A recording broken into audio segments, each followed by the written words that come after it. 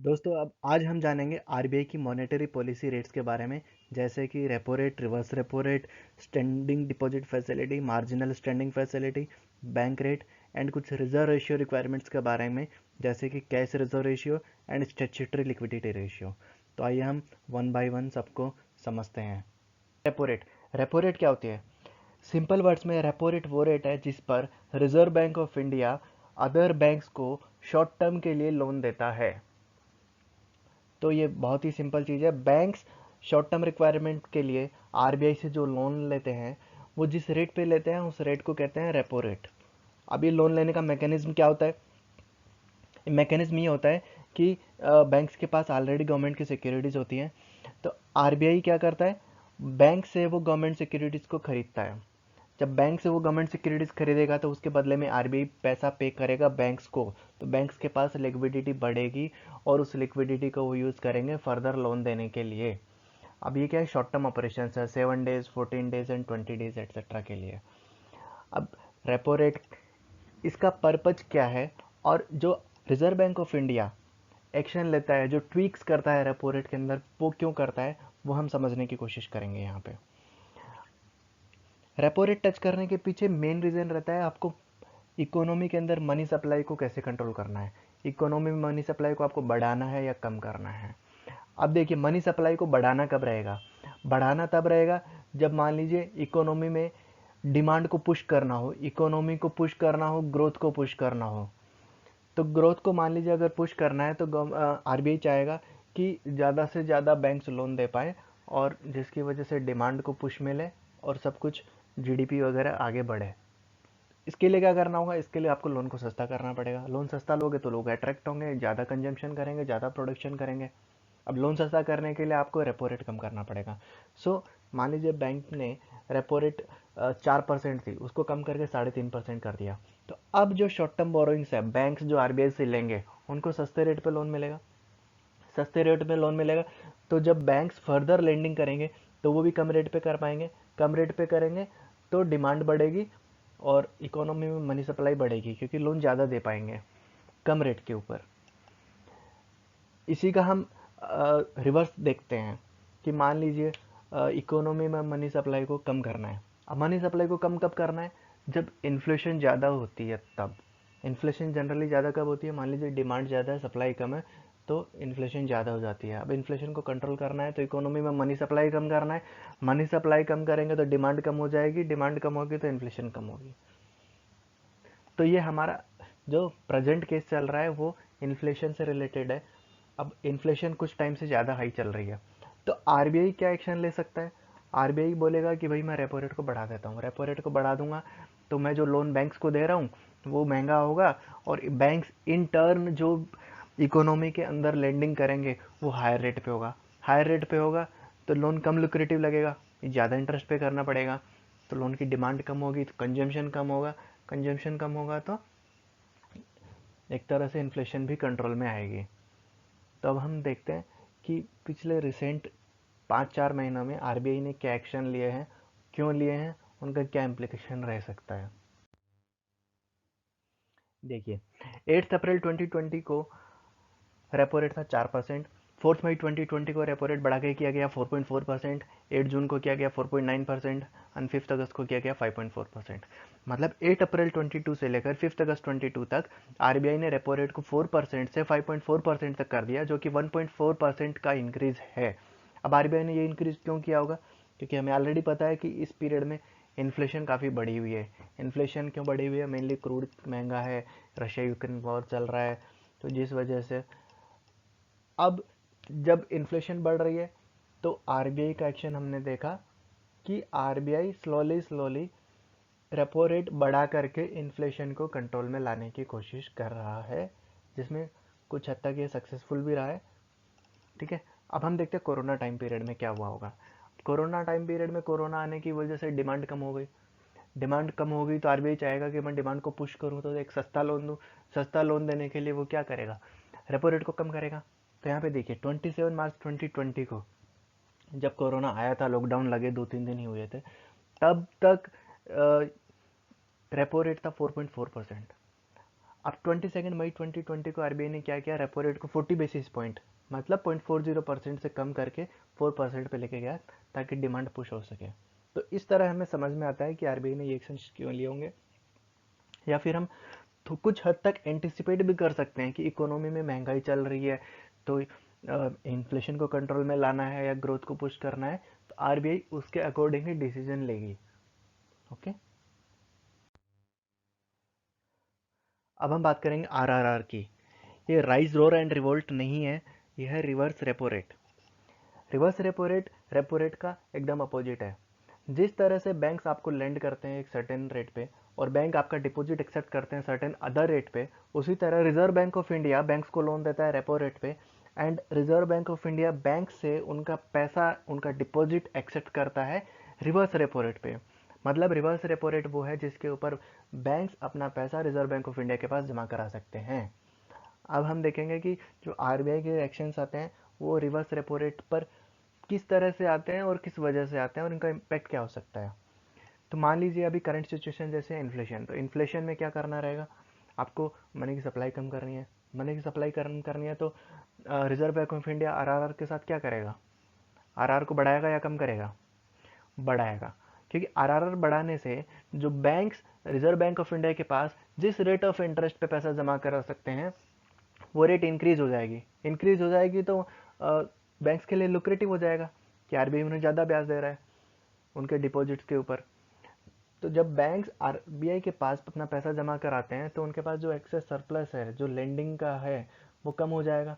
तो इकोनॉमी में money supply कम जाएगी, मनी सप्लाई कम जाएगी तो डिमांड के ऊपर इम्पैक्ट आएगा, डिमांड कम होगी। अभी रिसेंटली आज के डेट में रिवर्स रेपो रेट क्या है, 3.35%। डिपॉजिट फैसिलिटी क्या होती है, standing deposit facility is similar to reverse repo rate. बस रिवर्स रेपो रेट में क्या है, बैकिंग में सिक्योरिटी रहती है, government securities. Standing deposit facility में बैकिंग में कोई गवर्नमेंट सिक्योरिटीज नहीं रहती है। बस अब हम समझेंगे कि एचडीएफ क्या है। एचडीएफ भी वही रेट है जिसके ऊपर बैंक्स अपना पैसा रिजर्व बैंक ऑफ इंडिया के पास जमा करा सकते हैं और उसके बदले उन्हें कोई सिक्योरिटी नहीं चाहिए। देखिए रिजर्व बैंक ऑफ इंडिया के पास जमा कराना है तो वैसे ही वो सेफ ही है मनी। आज की डेट में रिवर्स रेपो रेट क्या है, 3.35%, एंड एचडीएफ क्या है, 5.15%। तो रिजर्व बैंक ऑफ इंडिया ने अभी रिसेंटली एचडीएफ फैसिलिटी को एक्टिवेट किया था अप्रैल 22 में। तो इसकी वजह से रिवर्स रेपो रेट को इन्होंने एकदम से इनफेक्टिव ही कर दिया है। क्योंकि जब बैंक्स को रिवर्स रेपो रेट में 3.35% पैसा मिलेगा, इंटरेस्ट मिलेगा, और एचडीएफ में 5.15% इंटरेस्ट मिलेगा, तो banks will go for SDF 5.15%। ठीक है, और इसका इम्पैक्ट सेम है। इन्फ्लेशन अगर कंट्रोल करना है, मनी सप्लाई कम करनी है, तो बैंक एचडीएफ को बढ़ा देगा। अगर इकोनॉमी में मनी को पुश करना है, मनी लिक्विडिटी बढ़ानी है, तो एचडीएफ को आरबीआई कम कर देगा। आरबीआई एचडीएफ को कम कर देगा तो बैंक्स के लिए आरबीआई के पास डिपॉजिट कराना कम लिक्विडिटी रहेगा, तो बैंक्स क्या करेंगे, इकोनॉमी के अंदर ज़्यादा लेंडिंग करेंगे। मार्जिनल स्टैंडिंग फैसिलिटी क्या होती है, देखिए मार्जिनल स्टैंडिंग फैसिलिटी भी वही रेट है, सिमिलर टू रेपो रेट, जिसके ऊपर reserve bank of India banks को लोन देता है। लेकिन डिफरेंस क्या है, डिफरेंस ये है कि marginal standing facility very short term के लिए होती है, दैट इज ओवरनाइट, मतलब कि सिर्फ एक दिन के लिए, आज लिया कल रिपे करना पड़ेगा। तो आरबीआई अब इमरजेंसी सिचुएशंस में बैंक को ओवरनाइट लेंडिंग करता है एमएसएफ के ऊपर, और MSF rate is higher than repo rate. देखिए 17 सितंबर को आरबीआई रेपो रेट 5.4% है, whereas MSF rate is 5.65%। और एमएसएफ को इंक्रीज और डिक्रीज करने का सेम इम्प्लीकेशन रहता है जैसा कि रेपो रेट के साथ होता है। Bank rate, what is bank rate, bank rate वो रेट है जिस पर आरबीआई बैंक्स को लोन देता है लॉन्ग टर्म के लिए। तो डिफरेंस क्या रहा बैंक रेट में रेपो रेट में, रेपो रेट शॉर्ट टर्म के लिए रहती है जैसे overnight 7 days, 14 days, 21 days, whereas MSF सिर्फ ओवरनाइट रहती है। लेकिन बैंक रेट होती है लॉन्ग टर्म के लिए और वो रेट है अभी 5.65%। तो अब हम देखते हैं कि जब भी आरबीआई की मॉनेटरी पॉलिसी कमेटी की मीटिंग होती है तो जनरली डिसीजंस आता है repo rate, reverse repo rate, MSF and SDF के बारे में। बैंक रेट के बारे में जनरली कुछ नहीं बोला जाता है। वो इसलिए नहीं बोला जाता है कि बैंक रेट एक लॉन्ग टर्म इंडिकेटर है, जबकि मान लीजिए इन्फ्लेशन, आप एक शॉर्ट टर्म में ज़्यादा इन्फ्लेशन फेस कर रहे हैं, अब इन्फ्लेशन को कंट्रोल करना है, तो आप शॉर्ट टर्म पॉलिसी रेट्स को ही ट्विक करेंगे ना। शॉर्ट टर्म पॉलिसी रेट्स, क्योंकि उनका इम्पैक्ट भी शॉर्ट टर्म है, शॉर्ट टर्म में आप इन्फ्लेशन को कंट्रोल करने की कोशिश करते हैं। अब हम कुछ रिजर्व रेशियोज की बात करते हैं। रिजर्व रेशियो वो होते हैं जो स्टेचुटरी रिक्वायरमेंट होती है, बैंक्स को अपना कुछ पैसा रिजर्व में रखना पड़ता है। तो उसमें पहले रिजर्व रेशियो की बात करेंगे, cash reserve ratio. Cash reserve ratio क्या है? यह परसेंटेज ऑफ डिपॉजिट जो बैंक्स को आरबीआई के पास कैश में रखना पड़ता है। अब परसेंटेज ऑफ डिपॉजिट्स कैसे डिसाइड करेंगे? देखिए, परसेंटेज का रेट है 4.5%। सीआरआर आज की डेट में 4.5% है। डिपॉजिट्स क्या होता है? डिपॉजिट्स होता है जो, जैसे आप और हमें बैंक में पैसा डिपॉजिट कर रहे हैं, बैंक में पैसा डिपॉजिट कर रहे हैं, किस फॉर्म में? एक करंट अकाउंट में रहता है, एक सेविंग अकाउंट में होता है। तो करंट प्लस सेविंग को बुलाते हैं डिमांड डिपॉजिट्स। जब भी आप डिमांड करें, बैंक आपको वो पैसा दे देगा। दूसरा होता है टाइम डिपॉजिट्स। टाइम डिपॉजिट क्या होते हैं? जो एक सर्टेन टाइम के लिए डिपॉजिट करते हैं, जैसे कि फिक्स्ड डिपॉजिट्स। तो यहाँ पे डिपॉजिट का क्या मतलब है? Demand deposits plus time deposits, मतलब आपका current account, saving account and FD का डिपॉजिट्स, उनका सर्टेन परसेंटेज, जो कि आज की डेट में 4.50% है, उस अमाउंट को बैंक्स को रिजर्व बैंक ऑफ इंडिया के पास कैश में रखना पड़ता है। अब मान लीजिए इकोनॉमी में मनी सप्लाई से इसको लिंक करते हैं। अगर इकोनॉमी में मनी सप्लाई कम करनी है, जैसे कि अभी इन्फ्लेशन ज़्यादा है, तो reserve bank of India CRR को कम करेगा या ज़्यादा करेगा? इस केस में reserve bank of India CRR को बढ़ाएगा। सीआरआर बढ़ाने से क्या होगा? सीआरआर बढ़ाने से, मान लीजिए पहले सीआरआर 4% था, अभी 4.5% हो गया, तो बैंक्स को अपने डिपॉजिट का 4% की जगह भी 4.5% रिजर्व बैंक ऑफ इंडिया के पास डिपॉजिट में रखना पड़ेगा, कैश में।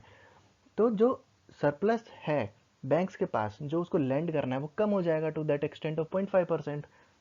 तो इस तरह से इकोनॉमी में मनी सप्लाई कम होगी। स्टैट्यूटरी लिक्विडिटी रेशियो, अब ये क्या है? ये भी एक सर्टेन परसेंटेज ऑफ डिपॉजिट्स है जो बैंक्स को रखना रहता है अपने पास in the form of cash, gold and government approved securities. अब आज के डेट में ये रेट क्या है? आज के डेट में रेट है 18%। अब 18% है, मतलब वही गवर्नमेंट बैंक्स को अपने डिपॉजिट्स का, जो कि टाइम एंड डिमांड डिपॉजिट्स है, उनका 18% cash, gold and government securities में रखना पड़ता है। अब एसएलआर क्या क्या पर्पज सर्व करता है? पहला पर्पज मनी सप्लाई के रिलेटेड। मान लीजिए मनी सप्लाई कम करनी है, तो रिजर्व बैंक ऑफ इंडिया क्या करेगा? रिजर्व रिक्वायरमेंट को 18% से बढ़ाकर 19% कर देगा। तो बैंक्स का 19% पैसा उधर ब्लॉक हो जाएगा, रिमेनिंग ही वो लेंड कर पाएगा। अगर इकोनॉमी में मनी सप्लाई को बढ़ाना है, तो reserve bank of India SLR को कम कर देगा, 18% से कम कर देगा। तो जितना कम करेगा उतना पैसा रिजर्व बैंक्स का फ्री कर देगा, और वो पैसा बैंक्स के पास अवेलेबल रहेगा फर्दर लेंडिंग के लिए। C R R plus S L R, C R R 4.50% है, एस एल आर 18% है। टोटल 22.5% बैंक्स का पैसा तो रिजर्व में ही ब्लॉक हो जाता है, और रिमेनिंग पैसा ही आपको लैंड कर पाता है। अब एस एल आर दो पर्पज़ और सर्व करता है। एक तो गवर्नमेंट फंडिंग का, कि यहाँ पे लिखा है S L are government securities में भी रख सकता है। तो गवर्नमेंट को पैसे की ज़रूरत रहती है, गवर्नमेंट